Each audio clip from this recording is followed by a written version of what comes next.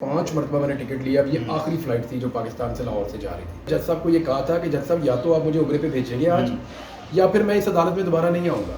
انہوں نے میرے صرف لکھ کر دینے کے اوپر اعتبار کر دیا. انہوں نے کہا ٹھیک ہے آپ جائیں, ہمیں بھروسہ ہے کہ آپ واپس آئیں گے. ہائی کورٹ نے لکھا ہے کہ اس کو نہیں روکا جائے گا. تھوڑا سا تنگ کریں گے اور یہ کہیں گے جی ہم حج پہ جاتے ہوئے آدمی کو نہیں روک سکتے, آپ چلے جائیں. خدا کی قسم مجھے ایسے لگتا تھا. میری براہ راست پرواز تھی, جدہ میں جا رہا تھا اور ہوا یہ تھا کہ میں نے 2022 میں جانا تھا حج پہ. میں گرفتار تھا آپ لوگوں کے سامنے ہی. میں جس دن چھوٹا اس دن حج تھا. پھر میں نے 2023 میں حج پہ جانا تھا, میں غائب ہو گیا. اب 2024 کا میں نے پرومس کیا ہوا تھا اپنی فیملی سے کہ ہم حج پہ جائیں گے. باہر سے میں نے اپنی فیملی کو بلایا ایئرپورٹ پہ. اس سے پہلے جو میری فلائٹیں تھیں وہ اس طرح تھی کہ میں یہاں سے گلف جاتا, وہاں سے اپنی فیملی کو پک کرتا اور احرام پہن کے ہم وہاں سے چلے جاتے. کیونکہ یہ کیس بار بار عدالت میں چلتا رہا, میں ایئرپورٹ جاتا رہا, مجھے روکتے رہے. 5 مرتبہ میں نے ٹکٹ لیا. اب یہ آخری فلائٹ تھی جو پاکستان سے لاہور سے جا رہی تھی. اس کے علاوہ میرے پاس کوئی اویلیبل فلائٹ تھی نہیں. لاہور سے یہ آخری فلائٹ جا رہی تھی رات کو 3 بجے. ایک میں بس تھوڑی سی بات کروں, آپ اس سے پہلے گئے ماہ رمضان سے, میں چاہتا ہوں آپ بتائیں کہ رمضان میں میری فیملی عمرہ کرنے کے لیے گئی. اور کیونکہ جب میں واپس آیا نا تو یہ سب اللہ کا بڑا شکر ادا کر رہے تھے. ان لوگوں نے کوئی نیت کی ہوئی تھی کہ ہم سب اکٹھے اللہ کے گھر پہ حاضری دیں گے. امی ابو نے عمرے پہ پہلے جانا تھا. جب انہوں نے جانا تھا تو اس دور میں اٹھایا گیا تھا, تو انہوں نے اپنا عمرہ مؤخر کر دیا تھا. اور یہ نیت کر دی تھی کہ میں اپنے سارے بچوں کو لے کر چھوٹے بچوں کو بھی فیملی کے لے کر, تو بہت بڑی تعداد میں سب لوگ عمرے کے لیے تیار ہو گئے. تب مجھے پہلی دفعہ پتہ چلا کہ میں ٹریول نہیں کر سکتا. تو میرے بھائی نے پتہ کروا کے بتایا کہ بھائی آپ کا تو نو فلائنگ لسٹ میں آپ کا نام ہے, آپ تو ٹریول نہیں کر سکتے. تو تب ہم نے کورٹ سے رابطہ کیا تھا. کیوں میرے گھر والے چلے گئے, میں نہیں جا پایا. پھر میں نے کیس واپس لے لیا. میں نے پورا رمضان گزر گیا نہیں ملی. میں نے آپ کے سامنے میں نے جج صاحب کو یہ کہا تھا کہ جج صاحب یا تو آپ مجھے عمرے پہ بھیجیں گے آج یا پھر میں اس عدالت میں دوبارہ نہیں آؤں گا. میں نے عمرے پہ جانا ہے, میں کہیں جانا نہیں چاہتا. اور تو میں نے اس وقت کیونکہ میری فیملی کے آنے کا وقت واپس آنے کا ہو گیا, تو پھر میں نے اپنا کیس واپس لے لیا تاکہ کسی کو یہ نہ لگے کہ یہ کہیں جانا چاہتا ہے. میں ایکچولی عمرے پہ ہی جانا چاہتا تھا اس وقت. پھر وقت گزرتا گیا. پھر حج جب قریب آیا عید کے بعد, تو تب کیونکہ ہمارا پہلے سے پلان تھا, تو میں نے وزارت داخلہ میں خطوں کی دعوت شروع کی. اب میری جو لیگل ٹیم ہے انہوں نے تقریباً 1.5 مہینہ محنت کی ان کے ساتھ. کچھ نہیں کیا انہوں نے. سنگل جج کا آرڈر بھی تھا اس کے بعد, ہاں پہلے تھا. پھر اس کے بعد میں گیا اسلام آباد ہائی کورٹ. چیف جسٹس نے ایک آرڈر دیا, پھر مجھے آف لوڈ کر دیا. دوسرا آرڈر دیا, پھر اس کی کمپلائنس نہیں ہوئی. پھر میں ڈی بی میں گیا. 2 معزز جج صاحبان نے صبح سے لے کے شام تک 4 مرتبہ کیس سنا ہے کہ پاکستان سے جانے والی آخری فلائٹ ہے اس بندے کے لیے, ہم چاہتے ہیں کہ یہ حج پہ جائے. اور ججز نے اتنا میرے پہ اعتبار کیا, میری کریڈیبلٹی پہ, کہ انہوں نے میرے صرف لکھ کر دینے کے اوپر اعتبار کر دیا. انہوں نے کہا ٹھیک ہے آپ جائیں, ہمیں بھروسہ ہے کہ آپ واپس آئیں گے. انہوں نے کہا کافی ہے اتنا, ہمارے لیے اتنا کافی ہے کہ آدمی لکھ کر دے رہا ہے.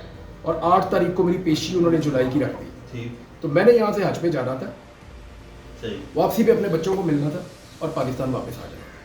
اور کوئی میرا پلان نہیں تھا. اور پاکستان ہی آنا ہے یار, میں نے کہاں جانا ہے. پہلے 3 دفعہ جب یہ صابر شاکر صاحب باہر گئے, اس کے بعد 3 دفعہ میں باہر گیا ہوں, تینوں دفعہ واپس آیا ہوں. جب ارشد بھائی باہر گئے تب بھی میں باہر گیا ہوں, میں واپس آیا ہوں. جب یہ باقی لوگ پاکستان سے باہر گئے, میں کئی دفعہ باہر گیا ہوں, 3 دفعہ, تینوں دفعہ واپس آیا ہوں. تو بھی میرے نہیں آنا ہوتا تو میں پہلے ہی بھاگ جاتا. اب میں حج کرنے جا رہا ہوں بھائی, 3 سال سے کوشش کر رہا ہوں, فور گاڈ سے آپ سمجھے بات کو. اور میں نے تمام لیگل جتنے بھی آپشن ہیں وہ استعمال کیے. فائنلی عدالت نے مجھے کہا جی آپ جا کے انٹیریئر سیکرٹری کو مل لیں, اگر وہ کوئی شیورٹی آپ سے لینا چاہیں, کیونکہ انہوں نے عدالت میں کہا کہ ہم لے لیتے ہیں شیورٹی. میں گیا, میں نے ان سے پوچھا تو انہوں نے کہا جی 10 لاکھ روپیہ. میری ساری جائیداد بھی مانگتے نا, میں دے دیتا ہوں.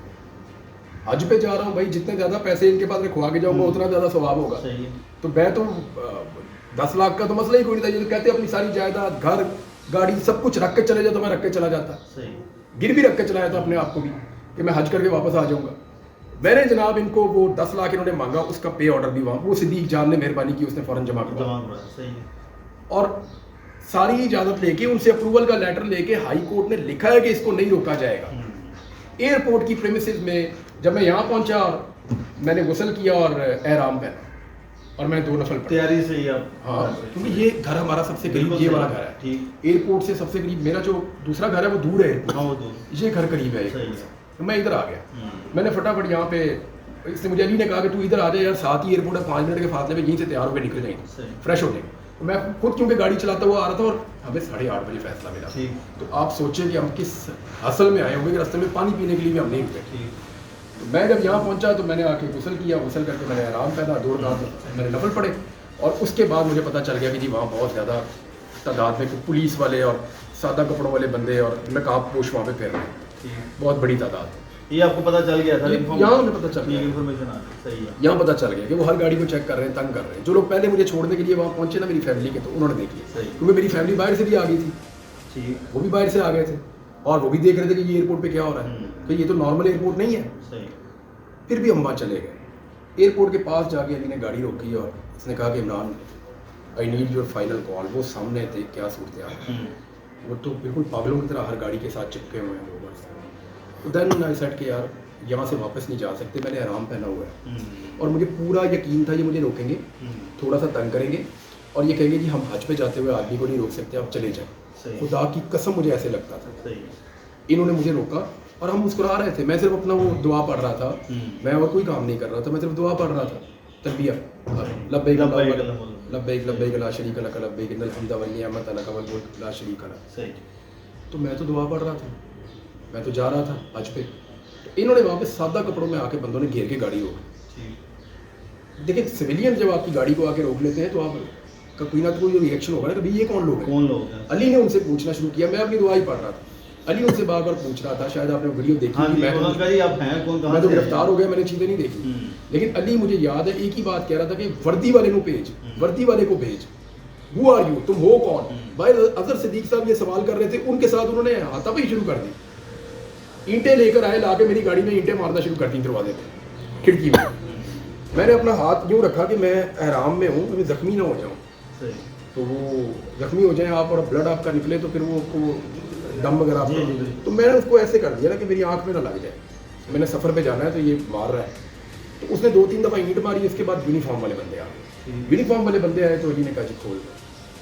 اس نے لاک کھولا, اس نے میری کلائی سے پکڑا, میں ابھی بھی دعا ہی پڑھ رہا تھا, اس نے کہا سر چلے صاحب. کوئی بات نہیں بتائی کیا, میں نے تو بات کرنی نہیں تھی نا, میں تو اپنا دعا پڑھ رہا تھا.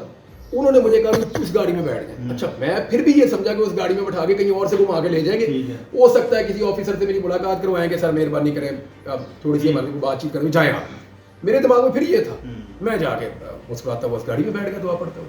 وہ لے کے گاڑی الٹی طرف رنگ روڈ کی طرف بھاگ گیا. لیکن اس دوران ہم نے دیکھا کہ وہاں پر صحافی شاکر روان اویس اور صحافی موبائل چھینے کے پیچھے کوئی موبائل بھی چھینے, بندے بھی پکڑ لیے, انہوں نے کوئی تشدد بھی کیا. مجھے یہ پتا چلا بعد میں, مجھے پولیس والوں نے بتایا کہ جی پیچھے لڑائی بھی ہوئی تھی. اچھا مجھے انہوں نے گاڑی میں بٹھایا اور لے کے نکل گئے.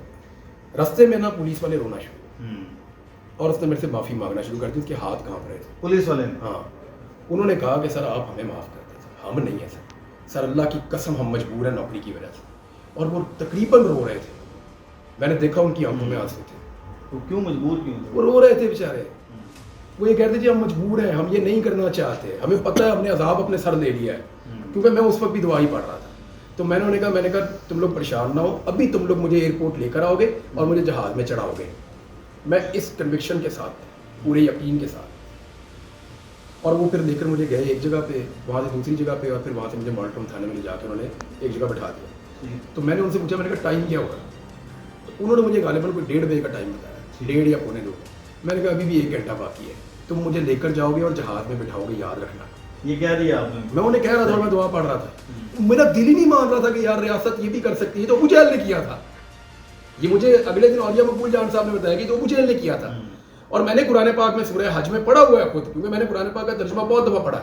الحمدللہ مجھے موقع دیا اللہ تعالیٰ نے, اس کی بڑی مہربانی ہے, اس نے کتاب مجھے پڑھنے دی, یہ اس کی توفیق ہے. تو بھائی اس میں تو بڑا کیٹیگوریکلی بڑا سخت عذاب ہے ان لوگوں کے لیے, یہ کیسے آگ سے کھیل سکتے ہیں. مجھے لگا تھوڑا ڈرا رہے ہیں یا کچھ ایسے کر رہے ہیں, تھوڑا سا پریشانی پیدا کر رہے ہیں, مجھے بھی ایئرپورٹ چھوڑ کے آئے.